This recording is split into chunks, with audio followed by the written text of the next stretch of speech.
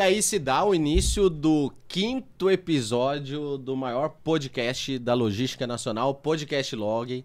Estamos orgulhosos de ter chegado até aqui, Fazendo né, história, Ana né? Karina?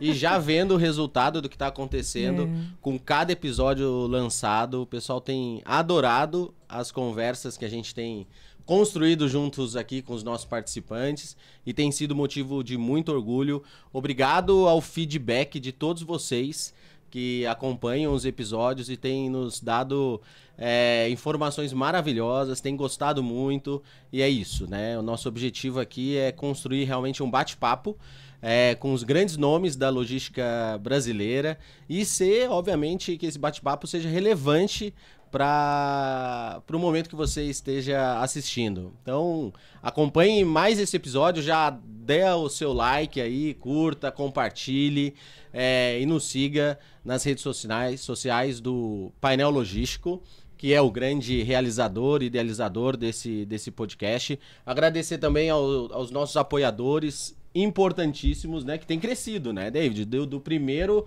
episódio para esse, a gente já adquiriu mais novos 3 apoiadores, isso é um bom sinal, né? Grupo GPS Divisão Logística, né? O Grupo GPS é hoje o maior grupo multisserviços do Brasil, né? A divisão logística do grupo com as suas 4 marcas tem conseguido levar muita performance produtiva e resultado lá na ponta. A Binswanger, que é a parte de administração de armazéns e condomínios logísticos. A Softtrack, que é a parte de rastreamento, que esse patrocinador é novo. Roteirização, né? E a W3, que é a parte de armazéns. Correto, David? Soluções em armazéns. É isso aí, tô aprendendo. Gente, vamos lá. Tô hoje aqui com 2 convidados pra lá de especiais, muito especiais mesmo. O Alexandre Vinícius Lapria Faria, né? Hoje CEO, diretor de logística da Dafit. Obrigado pela sua participação, Alexandre, aqui com a gente hoje. E o Alceu Keller, que é diretor comercial e marketing na NDD Tech. Boa tarde, um prazer estar aqui com vocês. A minha parceira de bancada, Ana Karina, Boa jornalista. Tarde. Obrigada pela audiência. Grande jornalista da logística. E eu, André, um aprendiz da logística, mas diretor de marketing do Grupo GPS. Ele sabe muito. Então, Ana, começa você, então, apresentando o Alceu. Faça essas honras para a gente. O Alceu Keller, ele é diretor comercial e marketing da NDD, né? Uma empresa que tem atuação em 42 países, 20 anos de história, tecnologia focada em ESG, né? Que é muito bom para o nosso setor. E ele veio do segmento agrícola, né? Também focado em tecnologia, mas o seu forte é o comercial. Então, você alinhou, né, essa sua facilidade em falar sobre o assunto, tecnologia e logística, né? Perfeito, Karina. Né? E é isso. É isso aí. E o Alexandre Vinícius Lapria Faria, que é diretor de operações, CEO, acho que é a grande marca hoje do e-commerce, né? Uma das grandes forças do e-commerce de moda, que é a Dafit. Tá lá há quase 5 anos, isso. Certo, Alexandre? Isso mesmo. É responsável pelas operações de transporte, atendimento ao cliente, Fulfillment Center da Dafit Latam. A gente está no Brasil, Chile e Colômbia. Que legal, cara. Possui 15 anos de experiência no setor logístico e já passou pelas empresas Saraiva, Walmart, GPA, Sequoia e a B2W. Bastante experiência. E é formado em engenharia de produção pela USP. Isso mesmo. Mais um que não é de logística, cresceu dentro de logística. Mas tem a ver engenharia de produção com logística, né? Ele vai contar um pouquinho pra gente. Sem dúvida, que legal. Obrigado, viu? Mais uma vez pelo tempo de vocês, que a gente sabe que todo mundo que tá na logística não tem tempo, então quando arranja um tempinho para vir aqui bater esse papo, é muito importante realmente pra gente. Obrigado mesmo. Cara, eu queria entender assim de vocês assim um pouco da história, né? Como começou esse sonho de trabalhar na logística, como começou a história de vocês dentro da logística. Se puder começar contigo, Alexandre? Posso, claro. Bom, eu, como você falou, né, sou engenheiro de produção e tem a ver com logística, né, engenharia de produção. Mas normalmente quando você está lá na faculdade, todo mundo olha muito para fábrica, para produção, né, disciplinas de desenvolvimento de produto, projeto da fábrica, controle de qualidade. Então, quando você está para formar, buscar estágio, pelo menos no ambiente que eu vivi lá na época, todo mundo olhava muito para a indústria, né? Ninguém olhava muito para segmento logística, né? de logística, assim. Tinha muita gente querendo ir para a indústria, alguns querendo ir para banco, né? A galera saindo de engenharia. Mas, de fato, a gente estuda. Dentro de engenharia de produção, a gente estuda, sim, também, logística. Não era a maior carga horária dentro do curso, mas estudo. E lá dentro da faculdade eu tive uma primeira experiência. Tinha um grupo de estudo, eu fiz uma iniciação científica, né? Professor Marcel Musetti, que fazia trabalhos com logística. Fez um primeiro projeto dentro do Hospital das Clínicas da USP de Ribeirão, que fica super próximo. Eu sou de Ribeirão Preto, 100 quilômetros ali de São Carlos. E era um estudo de layout do ambulatório do HC, que recebe um fluxo de pessoas gigantesco, né? Então ali foi a minha primeira... O HC de lá, de lá, Ribeirão. da USP de Ribeirão. Então ali foi a primeira experiência que eu tive mais prática, assim, com logística. E só que quando eu me formei, antes de me formar eu fui fazer estágio, eu entrei na SAP, né? Software House, trabalhando como consultor na área na iniciativa de supply chain, implantando soluções de supply chain, um pouco diferente disso. E depois de 2 anos, entendi que não era o que eu queria fazer, não me identifiquei muito com isso. Aí sim que eu fui cair na logística. E meio que coincidiu. Eu já tinha tido uma experiência anterior, mas meio que coincidiu que no momento que eu tomei a decisão de mudar, né, que não queria fazer mais aquilo, a oportunidade que apareceu foi para trabalhar no Submarino. Isso eu estou falando ali finalzinho de 2006. Eu recebi uma proposta para trabalhar no Submarino, na logística do Submarino. Quando eu fui assinar o contrato, era o B2W. Foi exatamente a fusão Submarino-Americanas. Então, em início de 2007, eu entrei lá, exatamente no momento de fusão. E aí eu não saí mais desse segmento. Logística para varejo, foco em e-commerce muito grande. A B2W, obviamente, foi uma grande escola, né? Ali eu entrei, passei a ser coordenador, depois gerente, naveguei em algumas áreas. Não, e a B2W é realmente uma... Era já, naquela época, né, o maior player do mercado, devia ter 60%, 70% de market share. E até curioso, né? Naquela época, é uma empresa que, quando surgiu, faturava 2 bilhões de reais. A projeção do faturamento do e-commerce no Brasil esse ano é mais ou menos 200 milhões de reais. Então, estou falando de 2007 para cá. Bilhões, né? Bilhões. Como isso escalou, né? Como o mundo de oportunidades se abriu, tem muita gente trabalhando. Muita gente conhece agora a logística, né? Especialmente depois da pandemia. E aí, depois da B2W, eu vivi uma experiência bem diferente. Fui viver startup de uma empresa, de um operador logístico, que hoje é a Sequoia. Então, também foi uma experiência bem distinta, mas totalmente focada, montando do zero a operação, né? E quando é startup, todo mundo que viveu startup sabe bem, você tem que fazer tudo, né? Tem que ir lá contratar o time, sistema, estrutura, e vender, fazer prospecção de cliente, implantar. Então, foi uma experiência muito rica nesse sentido. Hoje a força da Sequoia está muito no last mile, né? Eles cresceram muito. Muito, né? Tem last mile, mas eles cresceram muito, fazem muito B2B. E aí, recentemente, acabaram de fazer uma junção com a Move, né? Acabou de sair a notícia. Sim. Então, um grande player de transporte aqui no Brasil. E aí, depois da Sequoia, eu voltei para embarcador. Voltei para varejo. E aí, eu trabalhei no Walmart, Cenova, empresas com uma característica muito parecida com o B2W, generalista, um sortimento muito abrangente, e-commerce puro. O Walmart era o walmart.com. De novo, trabalhando com logística, centro de distribuição, planejamento, projetos, supply, transporte também.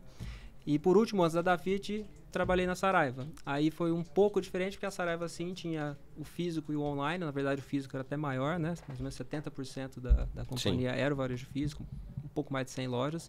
Mas era legal também, uma experiência que agregou muito, porque aí tinha que atender tanto loja quanto o e-commerce e uma vertical, né? Um negócio específico, não generalista em termos de sortimento, como todas as experiências anteriores. Que, aliás, foi algo que me atraiu bastante, eu gostei disso, e quando apareceu a oportunidade da Dafit, foi uma das coisas que pesou também, né? Poder atuar numa empresa como essa, assim. E é isso, né? Dei uma resumida aqui. É muito bonita, não, né? eu acho interessante, né, Alexandre? Foi um trajeto, uma trajetória muito voltada ao online, né? Que ainda é um grande aprendizado, né? A gente está enxergando esse segmento, tanto do varejo como um todo, né? Toda a estrutura dele, ainda está todo mundo aprendendo, ainda vai, cresce muito, né? Mas o comportamento de compra, às vezes, é diferente do ponto de venda físico, né? Só para puxar pela memória, 2007 eu entrei na B2W. O lançamento do iPhone foi 2007. Olha isso. Nossa. Então ninguém comprava por Olha celular, isso. era só site, desktop, Olha rede isso. social. Estava surgindo ali. Contato de consumidor através de rede social estava muito no início. Hoje todo mundo, né, vende, faz marketing digital através de rede social. Então, tem uma transformação grande. Já parece que foi ontem, mas quando você olha a realidade de agora, mudou muito, né? Até me veio uma curiosidade agora que você falou, é verdade, né? A gente vai ficar tão habituado a essa compra online hoje. Parece que sempre foi já assim, sempre né? foi um canal, né? Aberto. Mas antes disso era o quê? Era aquelas compras de... Era no site. Era site. Era site direto, geralmente acesso desktop, né? E no caso da B2W tinha também a venda pelo canal da TV, porque era o Shoptime. Ah, sim. Então, tinha o Shoptime. Tinha o Nossa, site, nem mas lembrava tinha mais TV, disso. É. que ainda existe o Shoptime. Shoptime existe, E forte. o Submarino Americanas era o site direto. Uhum. além E antes os catálogos, né? E os catálogos. Que Né? que daí não seria uma venda tinha algumas online. empresas bem Mas era uma focadas, venda por telefone e tal, mas tinha uma... Não era físico ali, né? O ponto de venda físico. Pô, que legal. Muito bom. Vai ser rica a conversa aqui, então. Ao seu. E você, senhor? Senhora, aqui estamos entre jovens, né? Ao seu com 38 e o Alexandre com 41. Ele é de tecnologia também. Tecnologia. Exatamente, ouvindo a história, que história rica, né, dessa jornada. Meu primeiro momento, assim, mais forte com logística, eu trabalhei, meu primeiro emprego lá em 2001, né, depois de retornar dos Estados Unidos, num estágio que eu fiz lá, foi numa indústria de máquinas agrícolas. E lá eu era comercial, né? Supervisor comercial. Só que, na verdade, era na época uma empresa pequena, hoje uma empresa que fatura, chama GTS do Brasil, Máquinas Agrícolas. Hoje fatura mais de bi. Na época, eu era responsável por toda a entrada de pedidos, né, dos representantes comercial e expedição. E isso, né, a parte da expedição foi onde eu tive uma experiência muito forte com logística, né? Então, a contratação, tanto de transportadora quanto de caminhoneiros autônomos, o processo de emissão dos documentos fiscais e tudo mais, né, me deu uma bagagem Sendo um gestor comercial. Sendo, um supervisor comercial, porém, numa empresa pequena, né, a gente acaba fazendo muita coisa. Então, foi onde eu tive uma experiência bem forte com logística. E depois, aí numa transição da indústria para soluções mesmo, para a parte logística e documentos eletrônicos, eu entrei na NDD, isso em 2009. E a NDD, ela, nesse momento, estava havendo uma transição do modelo dos documentos físicos, da nota fiscal, que era, se vocês era impressa lá numa impressora matricial, em 5 vias, enfim, né? Toda essa história. E aí, ela passa por uma transformação para o documento eletrônico, né? Isso primeiro para a indústria e depois a gente participou de toda a transição da logística desse modelo do físico para o digital, para o documento eletrônico. CTS, então, a emissão do CTE, MDFE e todos os documentos atrelados à logística. Então, isso fez com que a gente ganhasse uma expertise muito grande também, né, na logística. E nessa trajetória aí, a empresa acabou lançando soluções para atender o setor logístico. E eu estou muito inserido nisso, né? E contribuindo também, né? Com essa pegada, exatamente. Né? E aí, depois disso, na verdade, a empresa já tem projetos há muito tempo nesse sentido. André. Exato. Sabia? E aí conectou a mesmo? parte de ESG nesse cenário, né? Então, vai explicar um pouquinho depois a gente pode falar um pouquinho mais disso, mas minha trajetória, então, com a logística vem daí. É uma área que, no Brasil, ela é um desafio, né? Sem dúvida nenhuma, mas veio crescendo muito também em termos de estruturação, de organização e de investimento, né? De consciência, eu acredito, a gente do teve setor, uma certa evolução, né? Teve uma certa evolução. Tem desafios, tem muitos, pelo né? menos uma Mas preocupação, uma né? preocupação. Começou, né? Em evoluir. A gente vê diversas grandes operações ainda com Sim. controle de papel. Tem. Né? Tem. Muita. Isso. Então a gente vê o movimento, mas é aquilo que eu falo da tecnologia que, em todos os setores para mim. Eu acho que a tecnologia, ela não é só bonita por si só, interessante por si só, ela precisa ser eficaz, né?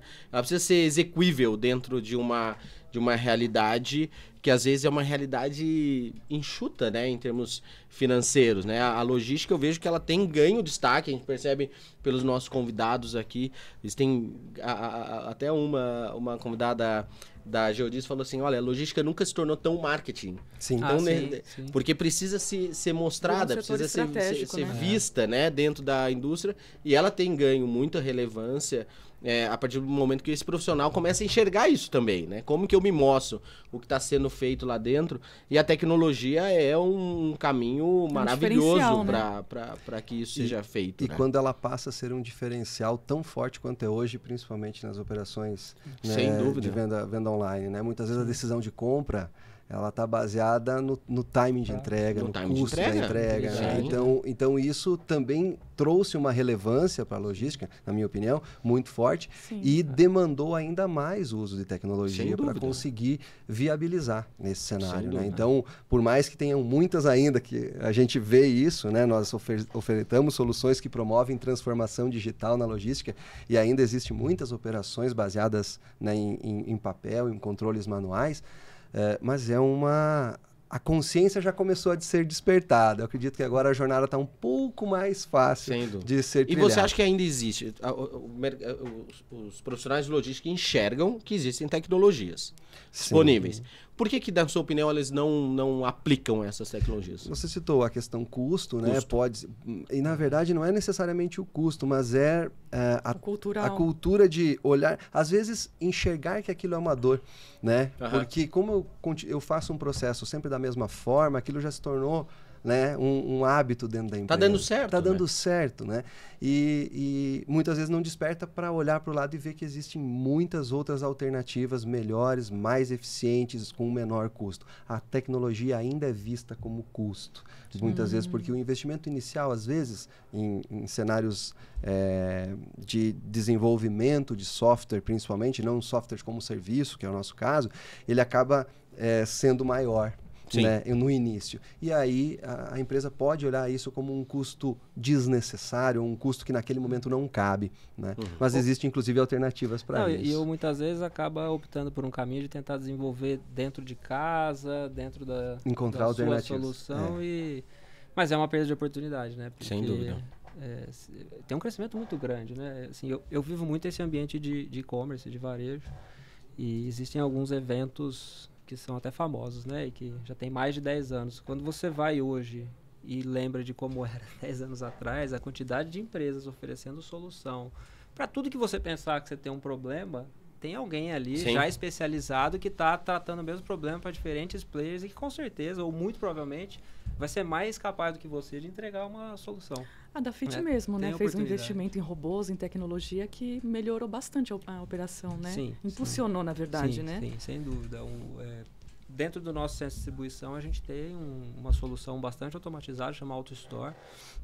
Então, a gente tem um grande cubo com várias caixas empilhadas e aí a gente tem quase 300 robôs que ficam no topo e eles fazem toda a movimentação. Então, os produtos chegam, você coloca nas caixas, essas caixas não saem de dentro dessa estrutura. E aí, a movimentação de inbound, né, para armazenar e depois para fazer um picking, os robôs fazem e colocam numa estação, um posto de trabalho, né, que aí o produto é apresentado para a pessoa, ela só vai fazer uma consolidação de diferentes itens para fechar um pedido, embalar. Fazer uma conferência ali? Faz uma conferência, embala e coloca num sorter que vai triar por entrega fica mais rápida, né? Fica mais rápida. Vocês, né? A gente teve uma evolução muito grande em termos de prazo que a gente consegue oferecer ou percentual de pedidos que a gente entrega em até 2 dias. A gente tem a operação hoje em Extrema, né? A gente tem um único ponto de estoque ali, está tudo centralizado. E a gente chegou a fazer já 60% de entrega dos pedidos vendidos em até 2 dias. Olha lá. Tem o custo, né? Mas teve o retorno. 60% dos pedidos que a gente tem para o Brasil todo, conseguiu chegar a fazer 60% em até 2 dias. Nossa. A gente estava priorizando bastante, né, prazo, nível de serviço, a gente chegou a atingir esse resultado com um único centro de distribuição e Extrema. Isso passa muito pela velocidade do processamento interno, porque você consegue ter uma abrangência, né, ou um prazo tão bom assim quando você tem uma malha maior, diferente de CD, você está com o estoque lá mais próximo, né? Tá no Nordeste, tá no Sul, você tem uma distância menor. É um CD. No Brasil, um CD, tem um no Chile e um na Colômbia, mas cada um opera individualmente para o seu mercado. Nesse caso, a tecnologia trouxe o retorno, né, do investimento. E não só isso, né, redução de erros, né? Na logística é muito comum, vai lá pegar um produto no sistema de estar no lugar e não está. Não, e para o varejo isso aí, vital, isso aí reduziu muito, né, para chegar errado para o consumidor. Então, assim, tem um ganho gigantesco, assim. Foi um processo, não foi fácil, a gente implantou isso exatamente em 2020, quando teve pandemia. Então foi um desafio gigante. Estava programado? Estava planejado. Estava planejado. A gente já estava com esse projeto em andamento, o Go Live programado para junho de 2020, fecharam a fronteira, sei lá, 2 meses antes. E aí, como é uma solução que vem de fora, né? O integrador que implanta é a Baixa, que é uma empresa americana, mas a AutoStore em si, ela acho que é norueguesa, não lembro agora. Então teria que vir recurso técnico para fazer a implantação, fazer sustentação, ninguém pôde vir. Então a gente teve que fazer uma implantação no meio da pandemia, com restrição até para a gente. Eu mesmo fiquei uns 6 ou 7 meses sem poder ir ao CD. Asma, bronquite, né? Caía no grupo de risco, o padrão da empresa foi, putz, fique em casa. E a gente passando por essa implantação aí. Então foi dolorido, foi muito mais lento para chegar na estabilização do que a gente imaginava. A gente até teve que tomar algumas decisões que custaram mais naquele momento ali, porque não estava conseguindo ainda ter o resultado esperado, mas depois que estabilizou, mudou completamente a realidade, assim. É uma operação que roda muito mais estável, né? Sem dúvida. O esforço nosso ali, quando você tem um pico, né? Black Friday, todo ano. Você anda na operação atualmente na Black Friday. Eu já comprei e chegou rapidinho, adorei. É que assim, quando você tem a operação manual, como a gente tinha em outros lugares que eu trabalhei, você tem uma preparação gigantesca para Black Friday, vem aquele volume, é um esforço e uma atenção muito grande para conseguir entregar, porque é um pico realmente muito grande. Quando você está com uma solução dessa, assim, você escala sem sofrer, é muito mais tranquilo. Nessa última Black Friday, eu lembro, a gente recebeu alguma visita, não lembro quem no dia lá, acho que foi de alguma transportadora, falou, nem parece que está tendo Black Friday aqui. Você aumenta o volume de produção ali e o pessoal parece que está trabalhando normal, você nem sente. Não é que o robô substitui as pessoas, ele trabalha em conjunto, mas inclusive para as pessoas elas acham muito melhor, porque o posto de trabalho, a condição de trabalho é muito melhor. Melhora, né? Porque justamente pique em armazenagem é quando a pessoa ficava se movimentando, se deslocando, é onde você gasta mais tempo, né? Perde produtividade no deslocamento. Ela fica num posto, né? Eles chamam de goods to person, que o material vem até a pessoa. Então melhorou muito a condição das pessoas também. Um cliente da divisão Logística Grupo, que é a C&A. E o CD deles ali em Cotia. Eles também têm um investimento. E é lindo de ver, né? Assim, lógico, teve um investimento e tal, mas as coisas fluem muito melhor, né? E os colaboradores trabalham mais tranquilos e tal, é muito mais... Traz fluidez. Mas a gente está falando de investimentos altos, né? Sim. Eu queria entender, assim, tanto do Alceu quanto de você, Alexandre, o que vocês sentem, assim, de tecnologia que tem sido implantada, que seja, não vou falar barata, mas seja de um custo menor, que tem feito diferença, assim, nas operações de vocês? Legal. Inclusive, C&A é cliente em comum. A gente atende toda a operação deles de emissão dos documentos fiscais, tanto nas pontas, quanto nota fiscal, né, e tudo mais. Cliente muito importante. A nossa marca é a Motos lá. E aí, já conectando com a tua pergunta, né, estava lembrando aqui de operações, por exemplo, um cenário de expedição, né, onde é necessário imprimir múltiplos documentos. Falando de tecnologia que pode facilitar o dia a dia, né? Então, cenários que muitas vezes alguém vai fazer uma separação, por exemplo, automatizou todo o processo de expedição do físico, mas né? Chega lá no final. Mas chega lá, às vezes vai sair um documento numa impressora, outro noutra, porque um CTE, uma nota, na hora de juntar isso tem um humano fazendo isso e muitas vezes acaba tendo uma dificuldade ali. Então, são tecnologias como essa que são possíveis de serem implementadas, por exemplo, e ter um sequenciamento disso automático também, cenário de grampeamento automático na própria impressora e com isso evitando a necessidade de alguém fazer esse trabalho manualmente e erros também, né, na expedição. Só um exemplo aqui, né, bem prático de como a tecnologia pode apoiar, né? E quando a gente olha para a automação do processo também de emissão, recepção de documentos, isso tem um caminho que hoje ainda, por exemplo, os documentos logísticos, eles são impressos, como eu citei, mas a legislação já não exige que sejam. Então, é possível reduzir um custo grande de impressão desses documentos, né? Além de dar uma autonomia muito maior para a operação, porque isso pode estar na palma da mão do motorista, lá no celular, economizar papel e tudo mais.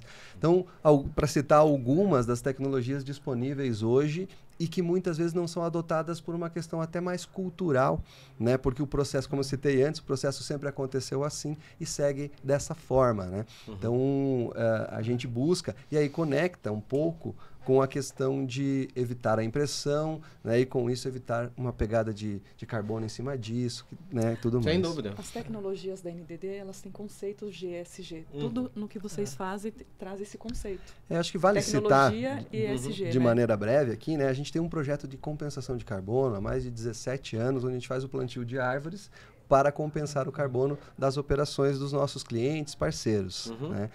E dentro disso, por exemplo, a gente veio evoluindo e hoje uma empresa que usa a nossa tecnologia, ela já tem o cálculo da pegada de carbono da logística dentro da própria solução, sem custo adicional nenhum.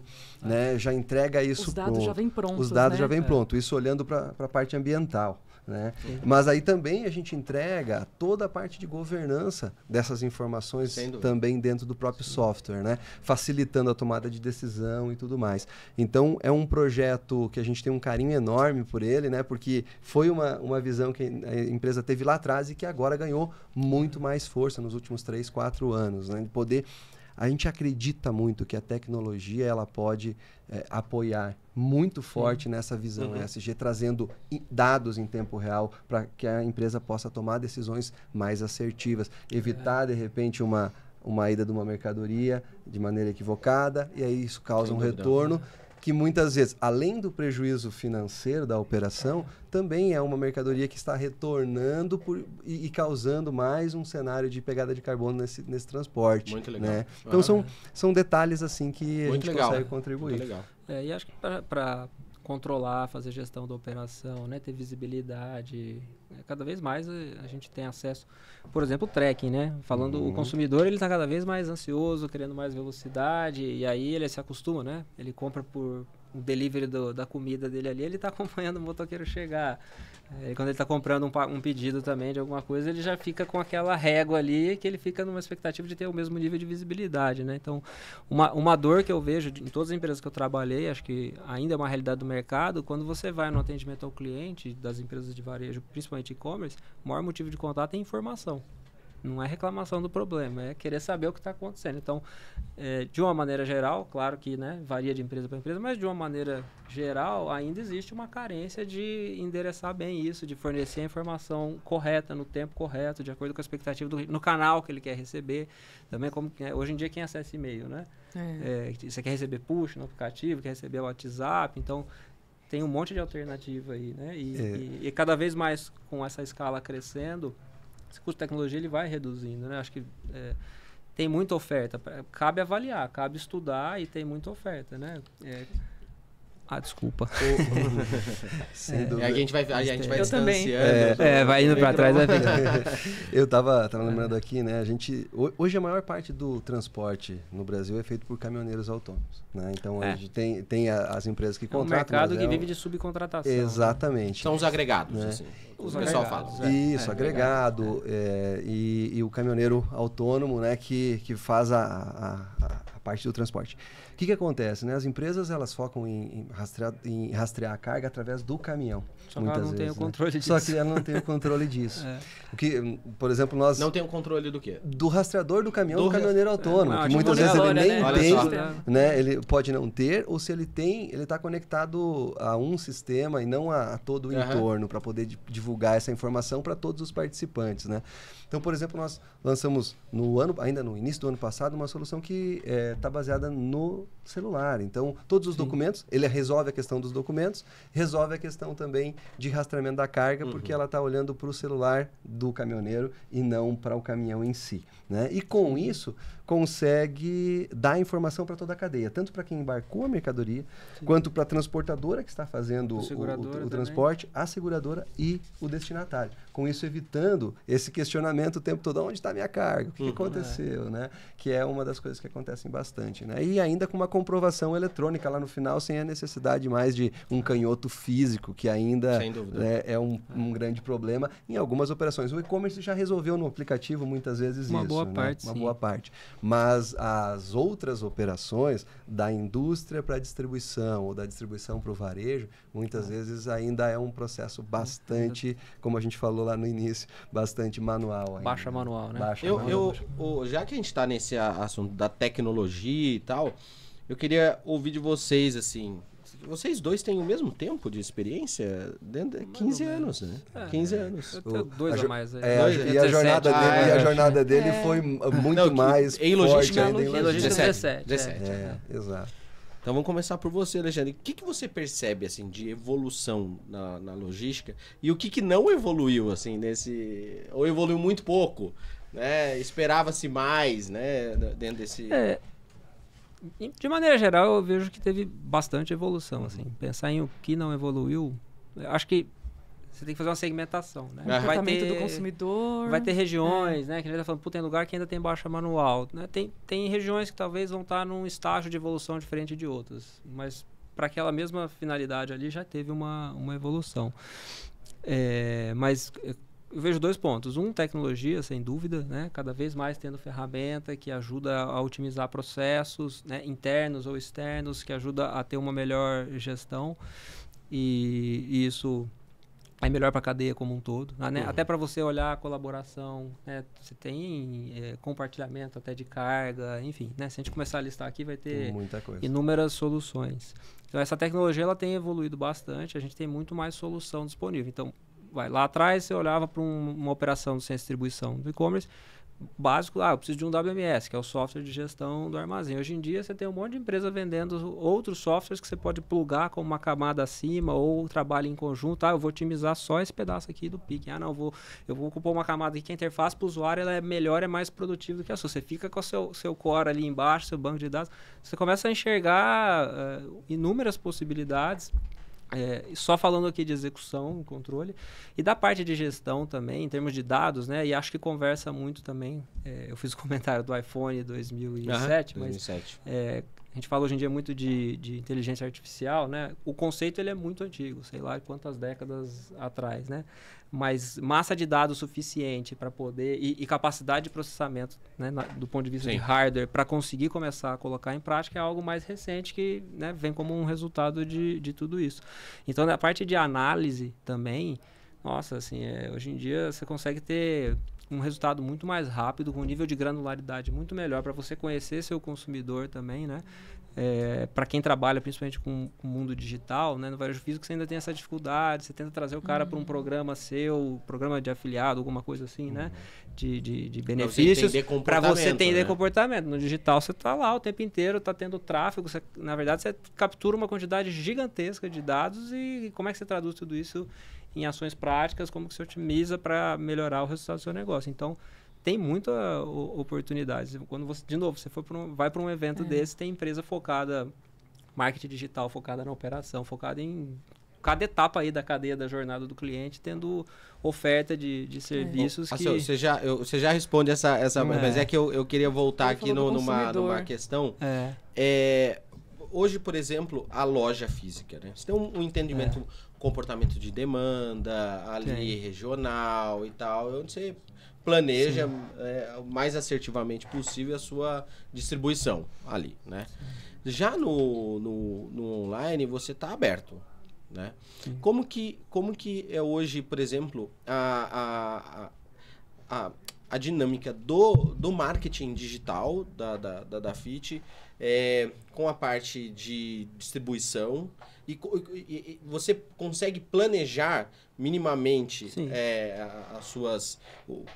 Como que vai ser a sua operação logística? O conceito base ele está aí como sempre existiu, né? Um S&OP, fazer o plano integrado, financeiro, comercial, isso não deixa de existir.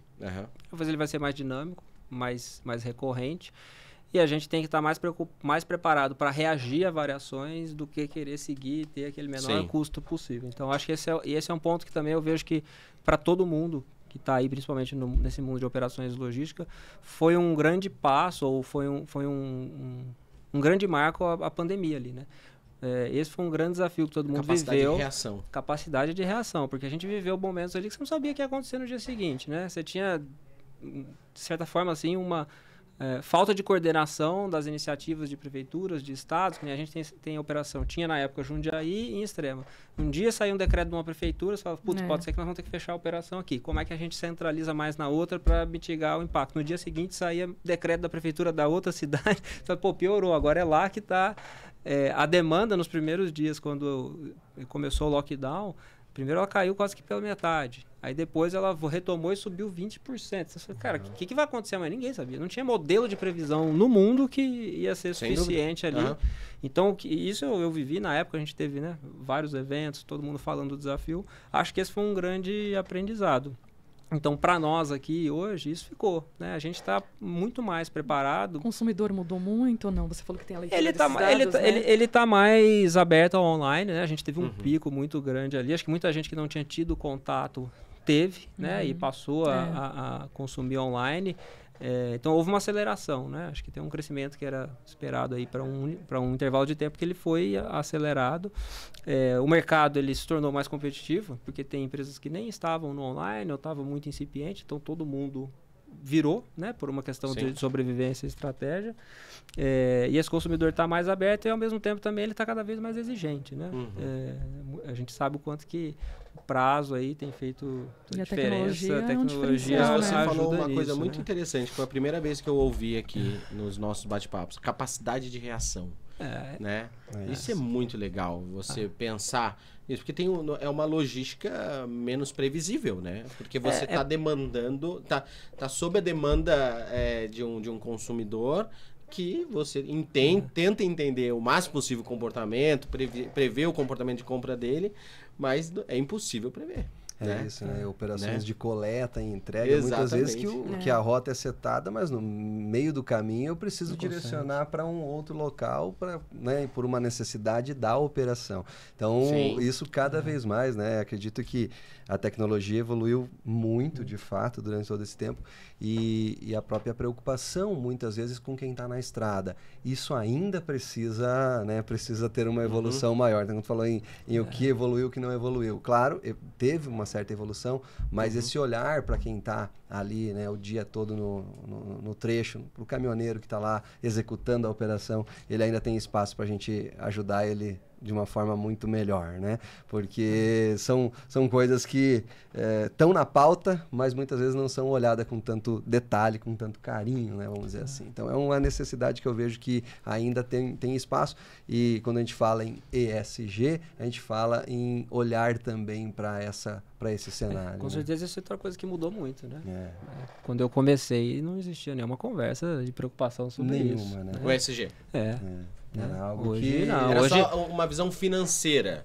Hoje quem tava a questão da devolução, né, a logística inversa, ela é olhada muito só financeiramente. Hoje nós mesmos, né, a Dafit, na verdade, ela é parte do grupo GFG, Global Fashion Group, que tem outras empresas iguais à Dafit em outros lugares. Tem a The Iconic, que é Nova Zelândia e Austrália, e tem a Zalora, que é Sudeste Asiático.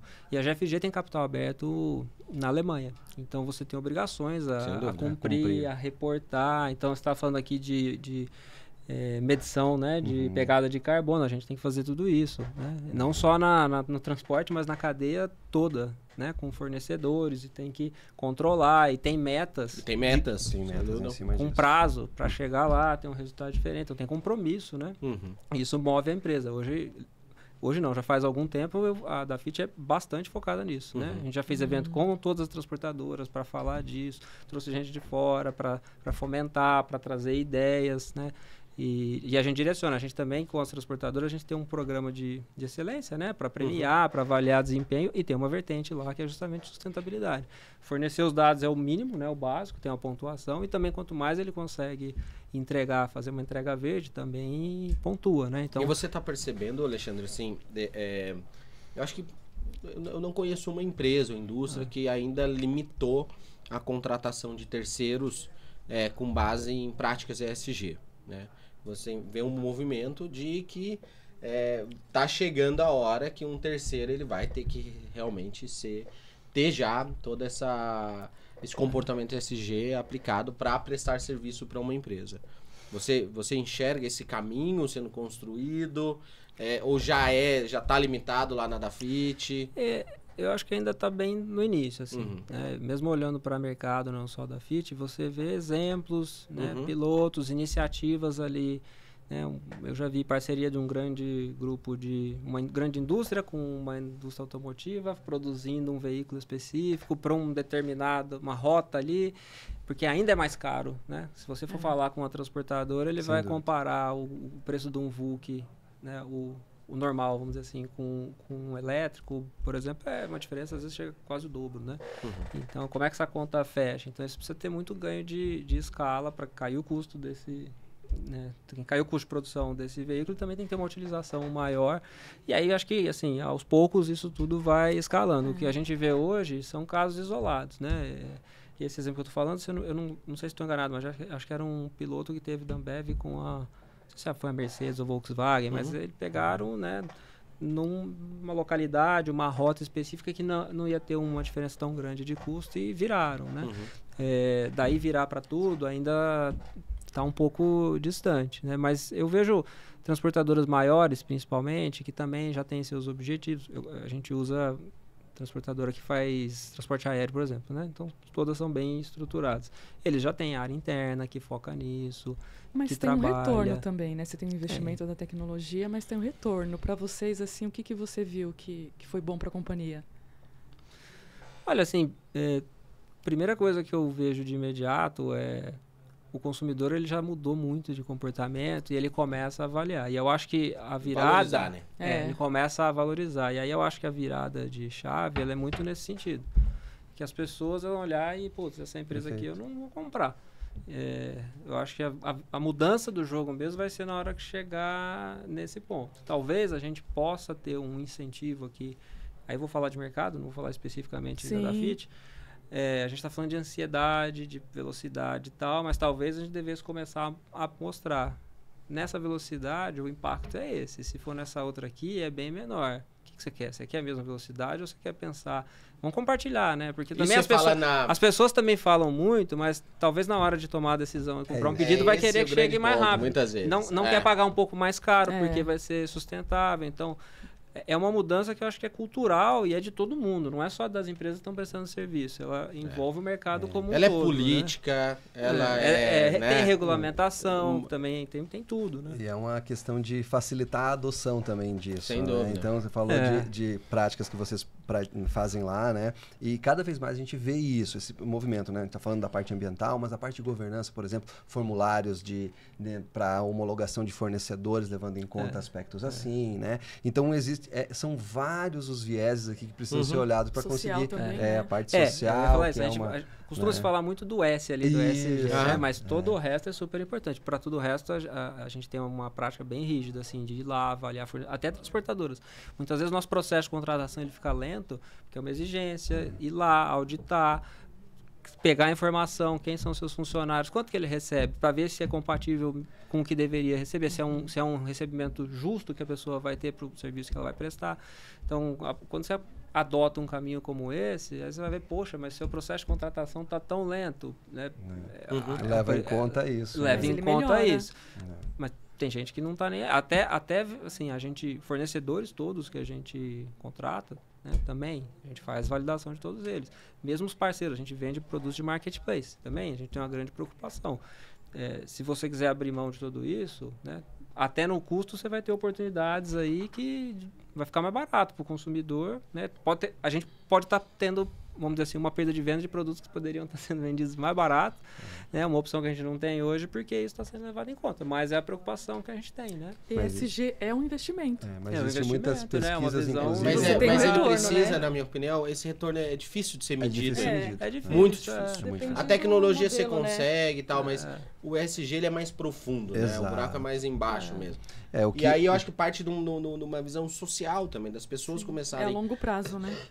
a decidir por empresas que têm um comportamento, né? Uma parte de facilitação econômica do governo mesmo, no intuito de motivar e facilitar os caminhos para isso, né?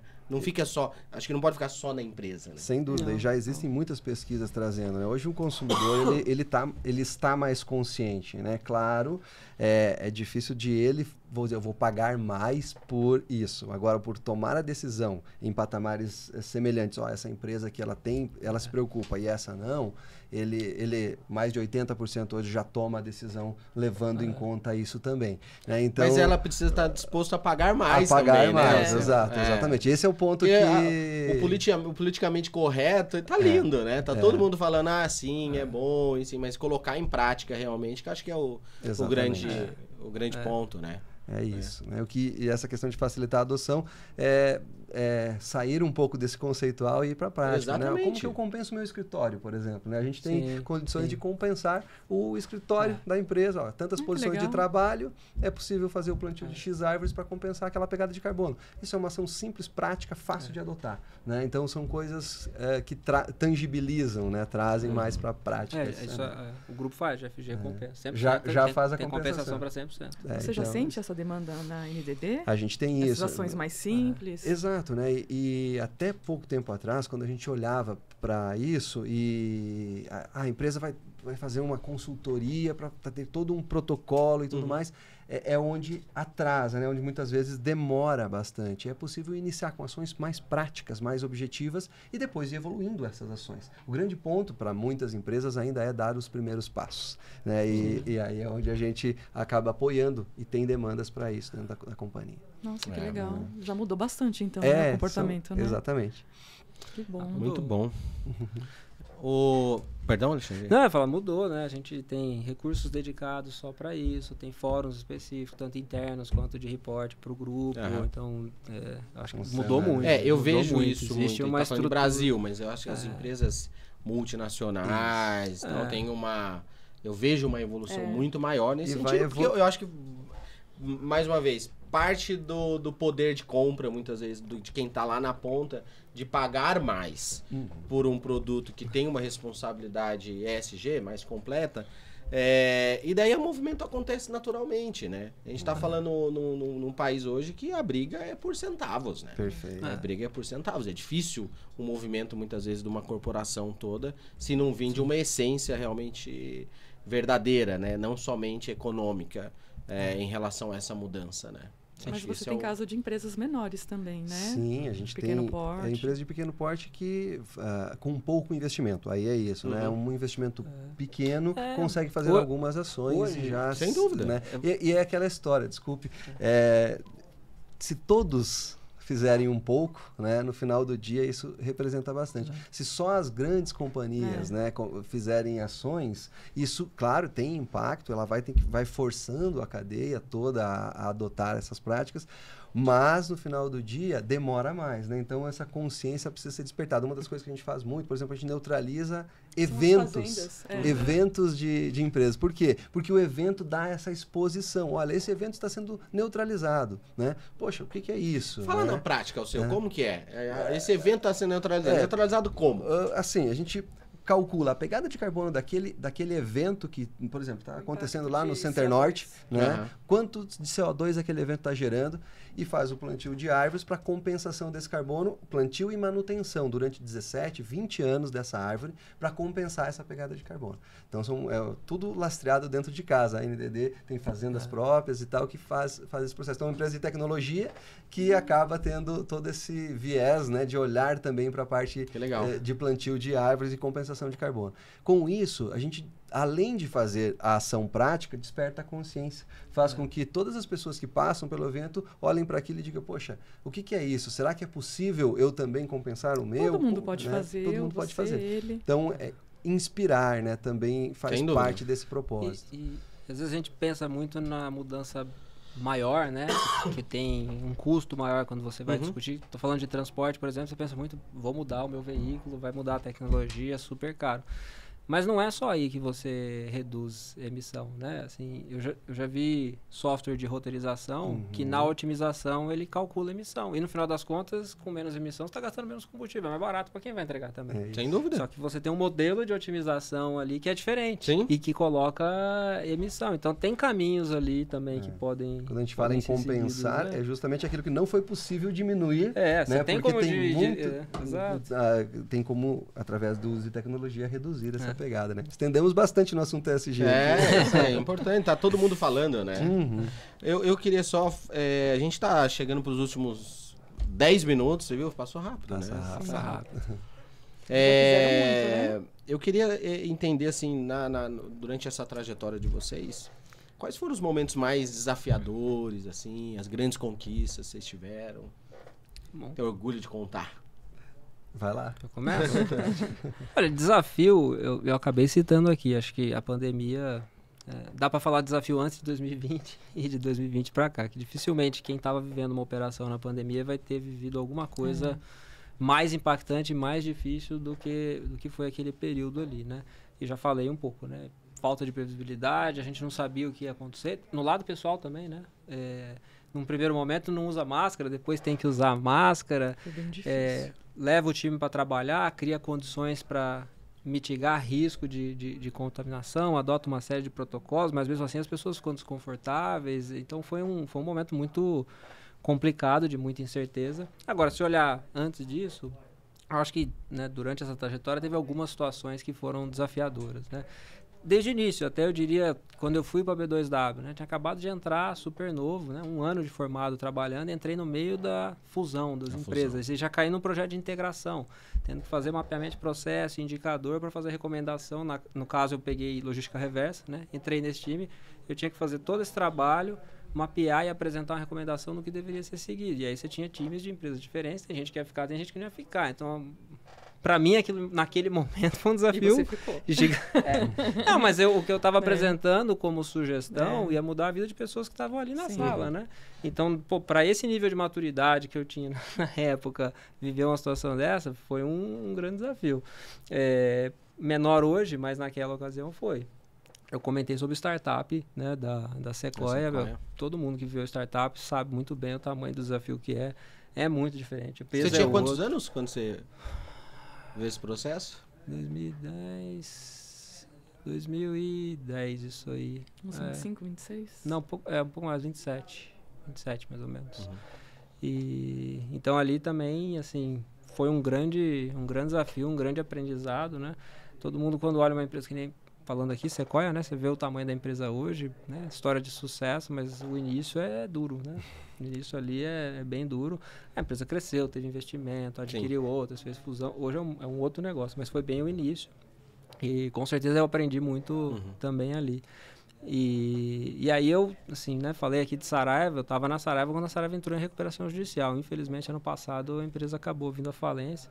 Já era uma situação difícil, acho que, como eu falei, o varejo físico ainda era bem importante. Para quem estava em recuperação judicial com a pandemia, eu já não estava mais lá, não sei os detalhes, né, de como seguiu, mas acho que com certeza teve um peso grande ali para o fim que teve na companhia. Mas bastante complicado também, um desafio grande chegar para falar com o time. Sempre na operação a gente tem times grandes, né? Na época devia ter, sei lá, 600 pessoas talvez. Você tem que conversar, e aí notícia saindo na mídia, né? E recuperação judicial a gente ouve muito falar, mas... E uma marca como a Saraiva, para chegar lá, explicar, fazer as pessoas entenderem. Todo mundo falou, eu não vou receber meu salário agora, né? O que vai acontecer? A empresa vai quebrar, não vai pagar ninguém. Não é isso, né? Então você tem que explicar o que significa, quais são os passos, como que vai funcionar. E viver o dia a dia ao mesmo tempo ali desafiador, né, com fornecedores, porque é um cenário bem delicado. Então, aquilo ali também para mim foi um outro grande desafio, né? E das grandes conquistas, o que você gostaria de destacar aqui? Olha, assim, acho que dentro de cada empresa que você passa, sempre vai ter alguns projetos, objetivos que a gente gosta ali, né? Depois que vê que deu certo. Tá quase uma entrevista de trabalho aqui. Tá muito focado nisso, pra vocês relembrarem momentos bons também, né? Mas eu diria que agora na Dafit, né? Essa operação que a gente implantou no meio da pandemia, eu já tive experiência anterior com implantação de automação em outras dessas empresas, acho que outras 2 ou 3. E difícil, né? Conseguir implantar, rodar, chegar no resultado esperado, colher os frutos ali. Vivi aprendizados duros nas outras empresas, né? De não chegar no que era esperado, ou até ter mudança do negócio, não ser mais a melhor solução e acabar deixando de utilizar. E eu vejo que ali a gente hoje tem, né, uma operação, David que está ali já visitou, né? Sempre que a gente tem alguma visita, todo mundo fica impressionado, né? Realmente é algo assim bem diferente, super inovador. Só que não só por isso. Isso aí é ótimo, a tecnologia ajuda, o robô ajuda, mas a gestão que tem que vir junto. Aí tem conceitos que valem desde sempre, né? Conceitos de produção Lean, né? De gestão, programa de excelência que a gente implantou. Então hoje eu olho para a Dafit ali, a operação, eu vejo o nível de maturidade que tá, né? Esse time, os processos. Claro que tem que evoluir. Quem é de operação sempre está procurando que evoluir. Mas acho que a gente chegou num nível assim que eu olho para isso com orgulho, assim. Fico satisfeito de ter liderado um time que conseguiu fazer tudo isso, né? Parabéns. Ele foi uma construção, Parabéns. Né? Você começou ali, estudou, se dedicou. Eu dou muito valor para isso. Você falou de estudar, dou muito valor para isso também. Foi crescendo, qualificação e eu considero conquistas, as oportunidades que eu tive. É uma construção diária, né? A gente quer mostrar para quem não trabalha na área, né? Sim. Que deseja. E eu considero também uma grande... No fim, eu tive várias experiências, conheci muita gente muito boa. E para mim é uma grande conquista ter esses amigos ou colegas como contatos. A gente troca muito, né? Falei aqui de novo, pandemia, no meio da pandemia, todo mundo se falando, entre aspas, né? O inimigo era comum, todo mundo trocando ali, o que a gente faz, o que você está adotando, por onde ir. E eu acho que ter a confiança, ter a amizade, assim... Ajudar o próximo, ajudar, e até, assim... Né? E quando eu olho para o futuro, até uma coisa que eu penso, né? De, putz, como contribuir, compartilhando um pouco disso, né? Vai aprendendo, vai se desenvolvendo, mas como retribuir, Você né? Tá fazendo aqui, compartilhando, né? E aí, Alceu? Eu vou falar de um... Já tá com uns 4 minutos, nosso querido Belchior ali já tá olhando bravo pra mim. Então vou ser breve aqui, vou falar de um desafio que se transformou numa conquista, na verdade, né? Logo que eu entrei na NDD, tava nessa transição pros documentos... Você já tá quase dono da NDD, né? Hoje diretor comercial e marketing. Essa é uma conquista também. Acabei virando sócio da empresa. Aí, eu tava na cara. Isso eu não sabia. Mas lá na época, imagine o seguinte: ninguém estava preparado para aquilo. Nem uma empresa, nem o governo, nem as soluções. Sendo, né, a gente durante o dia vendia para 10, para 15, para 20 empresas, e à noite, o que a gente fazia? A gente ia lá, comprava pizza pro pessoal e ficava junto com a galera, ajudando a implementar aquilo, tentando dar um apoio moral. Porque assim, como bons brasileiros, né, as empresas acabaram também deixando para a última hora, isso lá em 2009, né? Então, aquilo foi uma verdadeira loucura, né, o que aconteceu naquele momento de transição, e conseguir sair daquele momento mais forte e, a partir dali, fazer a jornada que a gente fez de crescimento com essa especialidade, para mim, o desafio que foi, acabou se tornando também uma grande conquista, porque... E depois, quando veio o CT, só para citar um exemplo, né, operações que emitiam um documento fiscal para cobrar por mês a empresa. Né? Numa operação da Avon, que os distribuidores emitiam um documento. E essa mesma empresa passou a ter que emitir 100 mil CTS, porque era um para cada caixinha. Nossa. A partir dali. Então foi uma virada de chave 360 mesmo, né? E a gente apoiando e conseguindo dar soluções para essas operações, realmente é algo que nos orgulha muito, assim, é uma conquista muito legal que a gente conseguiu fazer, né? Porque a tecnologia, ela num primeiro momento, ela pode ser desafiadora para a adoção, né? E nesses momentos eram, porque o próprio governo muitas vezes não tinha previsto o impacto que ele teria com todos esses documentos chegando, né?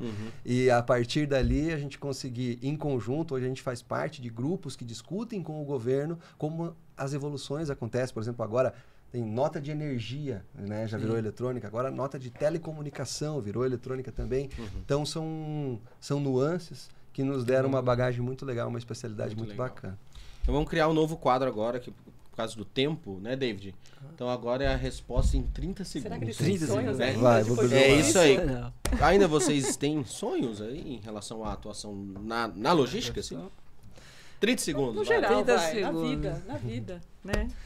Na vida, né? A vida tem muito, né? Mas é logística. Na vida, quem tem filho começa a sonhar com o filho. É isso aí, a verdade. Vida dele. Verdade. Mas na logística é um pouco do que eu falei agora mesmo, né? De talvez partir para um lado de ensinar mais, de compartilhar, mas não fazer isso para vender um curso, né? Mas talvez fazer isso para agregar, ajudar no desenvolvimento. Mão de obra, né? A gente precisando, né? Tô aqui com uma história aí muito pautada em cima de grandes empresas, mas na verdade o mercado, a maioria dos postos de trabalho estão nas pequenas e médias, que não tem essa atenção, que não tem qualificação. Eu penso isso, assim, como um desejo de futuro, conseguir em um momento compartilhar, né? Dedicar um tempo para começar a ajudar outros, porque isso vai desenvolver o mercado em geral. Muito né? legal. Trazer a transformação digital para o setor de uma forma mais robusta, e isso também ajudando e reforço esse ponto porque é um dos nossos propósitos, em particular meu, ajudar quem realmente executa, quem realmente está lá no dia botando a mão na massa e fazendo a gente poder ajudar eles a ter uma vida melhor, né? Quem está na estrada e tudo mais. Então, na logística, o nosso propósito é a transformação digital de fato e essa transformação apoiando a todo o setor e principalmente as pessoas que estão nele. Legal. Então é isso, gente. Ó, tem os primeiros 4 episódios, ninguém ganhou um presentinho do painel. Poxa, então, obrigado. Vocês são os primeiros aí. Depois tem que mandar, hein, David, pros 8 primeiros convidados. Olha só. Vamos ficar com ciúme, né? Vamos assistir, vamos comentar aqui, falar, cadê minha caneca? Eu já ganhei também. Muito obrigado. É isso. Gente, foi especial demais. Obrigado, Alexandre, obrigado ao seu. Espero que vocês tenham gostado também, que foi maravilhoso o papo. A gente tá aberto a comentários aqui, pode elogiar, criticar, sugerir. Sugestão de pauta. Sugerir pautas. Um prazer tê-los aqui conosco todo esse tempo. Curta, compartilhe e vamos fazer esse podcast log se tornar cada vez maior. Obrigado. Um abraço para todos. Obrigado. Obrigado.